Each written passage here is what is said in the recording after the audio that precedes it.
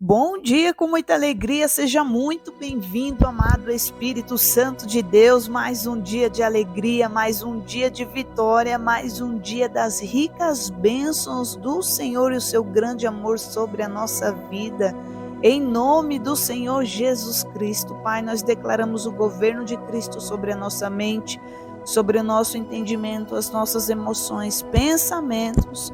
Nós declaramos o governo de Cristo sobre a nossa alma, sobre o nosso coração, sobre todas as decisões. Nós declaramos o governo de Cristo, consagramos a nossa casa, a nossa família e todas as áreas ao governo do Altíssimo em nome de Jesus. Querido, seja muito bem-vindo ao meu canal, seja muito bem-vinda. Eu sou a missionária Jessie. Já aproveita, se inscreve no canal, ativa as notificações, comenta, compartilha, já deixa o seu like para que nós possamos alcançar em nome de Jesus mais vidas para o reino de Deus. Hoje eu vou falar sobre um assunto muito forte. Por que o profeta Elias profetizou uma grande seca? Porque o profeta Elias começou o seu ministério profético dizendo que não cairia chuva nem orvalho dos céus. Agora nós precisamos entender o que estava acontecendo naquela época. Nós precisamos nos situar e entender o contexto para perceber que o profeta Elias estava desafiando a idolatria do rei Acabe com a profecia. Diz assim a palavra do Senhor no livro de 1 Reis, capítulo 17. Tem por título: Elias prediz contra Acabe e é sustentado pelos corvos. Então Elias, o tisbita, dos moradores de Gileade, disse a Acabe: Vive o Senhor Deus de Israel, perante cuja face estou, que nestes anos nem orvalho nem chuva haverá, senão segundo a minha palavra. Depois veio a ele a palavra do Senhor, dizendo: Vai-te daqui, e vira-te para o oriente, esconda-te junto ao ribeiro de Querite, que está diante do Jordão. E há de ser que beberás do ribeiro, e eu tenho ordenado aos corvos que ali te sustentem. Foi, pois, e fez conforme a palavra do Senhor, porque foi e habitou junto ao ribeiro de Querite, que está diante do Jordão. E os corvos lhe traziam pão e carne pela manhã, como também pão e carne à noite, e bebia do ribeiro. E sucedeu que, passados dias, o ribeiro secou, porque não tinha havido chuva na terra. Naquele período, o rei Acabe, rei de Israel, se desviou dos caminhos de Deus e passou a adorar um deus fenício e cananeu chamado Baal. Conforme o relato bíblico referente a Acabe, ele tomou por mulher a Jezabel, que era filha de Etibaal, rei dos Sidônios, e foi e serviu a Baal e o adorou. Para agradar a esposa, Acabe edificou um templo e um altar para Baal, e promoveu assim a idolatria. Até quase todo Israel estava indo após Baal. O Baal mencionado aqui era considerado o Deus que enviava a chuva e fazia as colheitas crescerem. Os adoradores de Baal se envolviam em uma espécie de fornicação sagrada no templo para louvá-lo como a fonte da vida. Às vezes o povo até oferecia seus filhos a Baal como sacrifícios queimados. Jeremias capítulo 19, no verso 5. O deus pagão Baal, que estava sendo adorado em Israel naquela época, era chamado de o Deus da tempestade.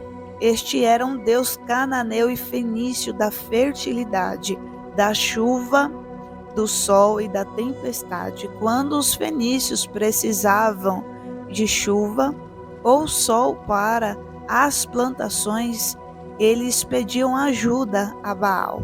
No período do rei Acabe, eles adoravam a Baal para que esse deus controlasse o clima da região. Era invocado para controlar o clima, para que o mesmo ficasse propício para que o povo plantasse e viesse então a suposta prosperidade conforme a cultura deles, conforme a cultura através desse casamento com Jezabel que trouxe para Israel. A voz profética de Elias é exatamente nesse contexto que o profeta Elias se levanta com uma voz profética. O profeta Elias, ele se revoltou contra a idolatria. Então ele profetiza: tão certo como vive o Senhor, Deus de Israel, perante cuja face estou, nem orvalho nem chuva haverá nestes anos, segundo a minha palavra. Quando o profeta Elias profetiza para trancar os céus e não cair chuva, ele estava confrontando e destronando o deus pagão Baal. Então, com a seca em Israel, Elias estava mostrando para o povo que somente Deus manda no clima, que somente o Senhor tem o controle da prosperidade e fartura em Israel. E a influência do pai de Jezabel. O capítulo 16 narra a história do reinado de Acabe sobre o reino do norte, que é Israel, e do seu casamento com Jezabel. Acabe, que se casou com Jezabel, como eu já falei, filha de Etibaal. E quem foi Etibaal? Foi um rei filho de Airã, rei dos Bíblos, região da Fenícia. Seu nome é assim como o nome de vários fenícios, continha o nome do deus Baal. A palavra Etibaal significa com Baal. Na Bíblia, ele é rei de Sidom, mas outros registros históricos o mencionam também como rei de Tiro. Em sua época, os dois reinos estavam unificados, segundo Menandro de Éfeso, citado por Flávio Joséfo. Etibaal era um sacerdote de Astarte. Astarote, filha de Baal, irmã de Camus, deusa da lua, da fertilidade, da sexualidade e da guerra. Adora principalmente em Sidom, Tiro e Biblos. E quem foi Jezabel? E qual foi a oposição dela e de seu marido a Deus? Jezabel, esposa de Acabe, que reinou sobre as 10 tribos do norte de Israel. Acabe, ele se destacou pelo sucesso militar e político, mas ele tinha uma fraqueza e era uma das maiores, e sendo a questão principal que nós vemos o fracasso dele em relação ao que ele deveria conduzir o povo a somente a adorar a Deus e não se corromper. Pois a Bíblia nos conta que fez Acabe, filho de Onri, o que era mal perante o Senhor, mais do que todos os que foram antes dele. Ele escolheu casar-se com Jezabel, filha de Etibaal, um sumo sacerdote e rei pagão. O casamento de Acabe com Jezabel cumpriu uma agenda política e interesseira, mas não a vontade de Deus. Biblicamente, aquela união foi um adultério espiritual e uma traição a Deus. A influência deles era como uma lepra. Aprofundou o sincretismo religioso e a apostasia da nação. Ao mesmo tempo que o povo professava servir a Jeová, também servia a Baal. Eles cocheavam entre dois pensamentos. Se o Senhor é Deus, seguiu. Se é Baal, seguiu, porém o povo nada lhe respondeu. Está lá em 1 Reis, capítulo 18, verso 21. Então nós vemos tamanha corrupção que trouxe apostasia ao povo de Israel através desse casamento. Então hoje nós estamos entendendo, e também nós não vemos um relato antes desse casamento. Aliás, a palavra do Senhor já vai nos falando do pai do rei Acabe, do rei Onri, das coisas que ele fez que era mal aos olhos do Senhor, e já vem relatando a história de que seu filho Acabe começou a reinar no seu lugar, e já vem trazendo o contexto desse casamento. Então nós não vemos uma história de um rei aonde ele se dedicava a buscar a vontade de Deus, a ouvir a voz do Senhor. Ele não era um rei que tinha fidelidade, compromisso e adorava ao único Deus da vida, o Deus da prosperidade, o Deus que poderia e ele pode, como naquela época falando, trazer ao povo tudo que o povo necessitasse. Então nós vemos por que o profeta Elias profetizou acerca da chuva, acerca do orvalho que não iria cair. Então o povo passa um período de 3 anos e pouco, esse período sem acontecer de haver chuva. Eles passam por esse período de seca, nessa situação, para que o povo viesse a despertar, para que o povo saísse dessa enganação, para que o povo saísse desse sincretismo, para que o povo viesse a despertar que o único Deus de Israel era o Deus Todo-Poderoso, o Criador, o Senhor dos Exércitos. O único Deus que pode todas as coisas era o Deus de Israel. Então, durante 3 anos e meio, eles ficaram nessa situação, o povo, mas nós vemos o cuidado do Senhor em relação ao profeta.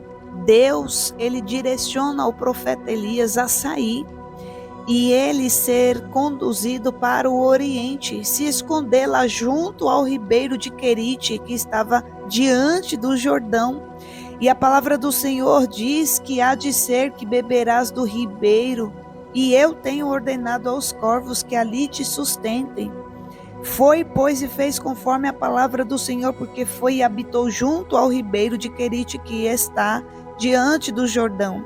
E os corvos lhe traziam pão e carne pela manhã, como também pão e carne à noite, bebia do ribeiro. Nós vemos, queridos, que aqueles que obedecem, aqueles que verdadeiramente de coração temem ao Senhor, busca a Deus em espírito e em verdade, nós vemos que uma nação, um povo inteiro ficou nessa circunstância durante 3 anos e meio, mas o profeta, o servo do Senhor, foi sustentado. O Senhor mandou que os corvos levassem para ele pão a cada manhã e carne, pão e carne também à noite. E além disso, o profeta, ele bebia da água do ribeiro.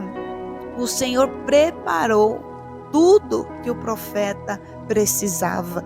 Quanto mais o Senhor não poderia fazer pela nação de Israel, quanto mais o Senhor não poderia fazer se o rei Acabe fosse um homem que temesse a Deus, que conduzisse o povo que era do Senhor, como naquela época, e não dele, o reinado do Senhor e não dele, mas infelizmente nós vemos o quanto um povo sofre, uma nação inteira sofre, né, por conta de um rei, alguém que que foi colocado em uma posição de tanta responsabilidade. O que o povo passa a sofrer e a viver por conta das más decisões, os maus conselhos, os maus caminhos desse homem, trazendo para os dias de hoje, por exemplo, como um presidente. Se ele não administra bem, se ele não é um homem temente a Deus, se ele não é um homem que busca viver uma vida e os seus caminhos de forma justa, correta, infelizmente o povo acaba perecendo, as pessoas acabam se corrompendo, porque aquilo começa a virar um costume, começa a ser normal. Aquele povo já estava acostumado aos costumes fenícios, o povo já estava acostumado a estar tanto supostamente do lado de Deus, também como supostamente do lado de Baal. Eles cocheavam em 2 pensamentos, eles não tinham um foco, eles não tinham o seu coração estabilizado na rocha, eles não tinham um compromisso fiel com Deus ao ponto de se desviar dessa corrupção espiritual. Então nós aprendemos que em algumas vezes e situações da vida é preciso que algumas situações que são desastrosas acontecerem para que o povo venha retornar e alguns a conhecer o verdadeiro Deus, o Deus Todo-Poderoso, o Deus que dá a vida, para aqueles que estão perdidos, corrompidos, aqueles que estão no engano, saiam desse lugar, saiam desse pensamento, saiam dessa cultura. Foi necessário que isso acontecesse. Imagine como foi difícil naquela época. Imagine a necessidade, o caos que foi na sociedade, no povo sem chuva. Como que aquele povo conseguia se alimentar, conviver, fazer as suas necessidades, as coisas comuns, né, do dia a dia. Então, queridos, nós vemos o quão necessário foi o cuidado de Deus. E o cuidado com que o Senhor, Ele cuida do seu povo. Não importa aquilo que acontece em relação, num sentido de dizer que muitas coisas podem acontecer nesse mundo, mas aquele que é fiel a Deus, ele é cuidado. Como eu disse, o mesmo Deus que cuidou, preparou tudo, e me lembra também no jardim do Éden. O Senhor, ele preparou tudo. Tinham várias árvores onde Adão e Eva poderiam se alimentar, os animais poderiam se alimentar. Deus preparou tudo, mas os homens fizeram, através do pecado, Adão e Eva, uma má escolha. Acabaram cedendo ao pecado. E quando o homem, a pessoa, né, uma casa, uma família que acaba cedendo e o outro também acaba se acostumando com aquele pecado, acaba se acostumando com aquele pensamento, acaba se acostumando com aquela rotina. Então, na verdade, a pessoa aos poucos já foi se distanciando do propósito de Deus, da vontade do Senhor, e era o que estava acontecendo de forma terrível na época do rei Acabe, ao se aliançar com a Jezabel. Esse casamento perverso, esse casamento que trouxe destruição ao povo de Deus. Então nós temos que aprender com esta palavra, independente do que aconteça, aquele que é fiel ao Senhor, aquele que adora ao Senhor em espírito e em verdade, você é cuidado, você é protegido. O amor do Senhor, ele te esconde, a proteção do Senhor. O profeta Elias, assim como depois que secou o ribeiro, porque não tinha chuva, o Senhor, ele providenciou uma nova direção ao profeta.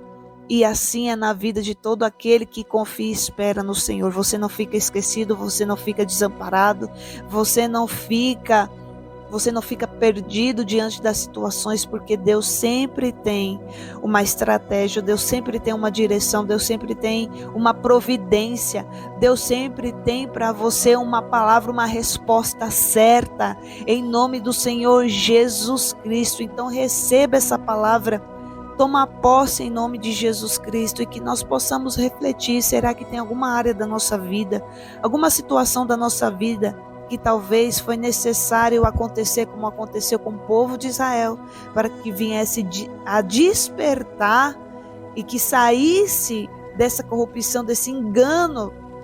Então fica aí a reflexão. Deus te abençoe e fique na paz, em nome de Jesus.